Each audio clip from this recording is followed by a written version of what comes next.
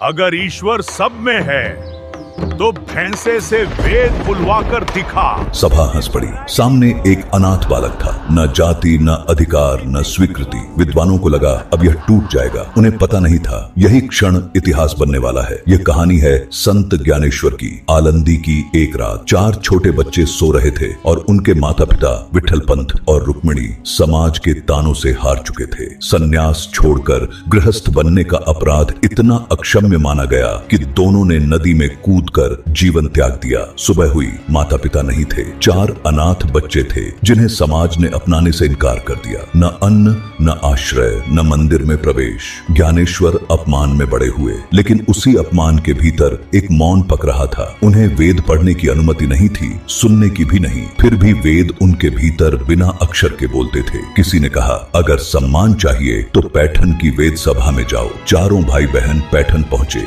सभा ने देखा और हंस पड़ी। एक अनाथ बालक वेद की बात करेगा। ज्ञानेश्वर ने कोई श्लोक नहीं सुनाया, बस पूछा आत्मा एक है और ब्रह्म सर्वत्र है, तो ज्ञान पर किसी एक वर्ग का अधिकार कैसे? सभा तिलमिला उठी। तभी व्यंग्य आया। आत्मा एक है तो भैंसे से वेद बुलवा के दिखा। ज्ञानेश्वर ने आंखें बंद की, क्योंकि जो भीतर सुनता है उसे बाहर बोलने की जरूरत नहीं होती। भैंसे ने सिर उठाया। उसकी आंखों में अजीब स्थिरता थी और उसी क्षण वेदों का भाव प्रकट हुआ। सभा की हंसी वहीं जम गई। जो उपहास था वह भय में बदल गया। पंडित स्तब्ध खड़े थे, क्योंकि चुनौती व्यंग्य की थी, उत्तर सत्य बनकर सामने खड़ा था। उसी दिन तय हो गया कि ज्ञान जाति, दीक्षा या भाषा का मोहताज नहीं। ज्ञानेश्वर और उनके भाइयों को सम्मान मिला। मंदिरों के द्वार खुले। यहीं से जन्मी ज्ञानेश्वरी जनभाषा में, ताकि ईश्वर केवल विद्वानों तक सीमित न रहे। कुछ वर्ष बाद आलंदी में ज्ञानेश्वर शांत बैठे थे। शिष्य समझ चुके थे यह विदाई है। केवल 21 वर्ष की उम्र में ज्ञानेश्वर ने जीवित समाधि ली, क्योंकि